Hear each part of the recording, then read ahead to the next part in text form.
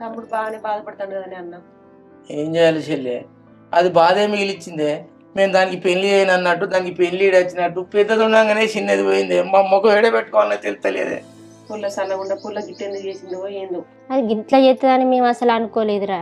ఇంట్లో ఉన్న వాళ్ళని బయట వేసింది పుల్ల. రాత్రి ఇతర సపడకి ఇంట్లోకి పోయి ఉండే బాపద్ది అది ఇంత మోసం చేస్తుందని మేము అనుకోలేదు. అది అసలు బావలతోని అటు ఇటు సరసం అన్నప్పుడే దాన్ని కొంచెం మనం అర్థం చేసుకోవాల్సింది, దానికి ఆలోచన ఉందా లేదా అని. కాదేమో నువ్వు గమనించలేదా? ఫోన్లో మెసేజ్లు అవో ఇవో ఎత్తంటే ఇట్లా నా ముందు మాట్లాడపోవద్దమ్మా. అది ఎప్పుడైనా మెసేజ్లు చేసి ఇవ్వలే అంటే నా ఫ్రెండ్స్ అని. మనం గంత ఘోరంగా ఎందుకు చూస్తాం ఫోన్ ఓపెన్ చేసి? ఏం ఫ్రెండ్స్ పాడగాను. ఫ్రెండ్స్ ఏబట్టి ఒక గిట్ల నాశనం అవుతారు అందరు కూరగాయలందరూ. చిలికి గాలిబాన్ అయినట్టు మా పరువు తీసుకుపోయి బజట్లో పెట్టింది. అది దాన్ని ఏమనుకుంటున్నది, నా తమ్ముడిని ఏమనుకుంటున్నది, నా బిడ్డను పుట్టేది తిట్టింది నిన్న వదినే.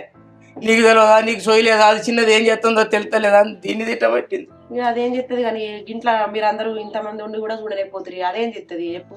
ఏం చేయాలి చెల్లె, వాని బిడ్డ లేచిపోయిందని బాధపడాలన్నా, నా బిడ్డ లాగా ఎత్తిపోయిందని బాధపడాలన్నా ఏది తోస్తలేదు నాకు. అయ్యో ఏమైంది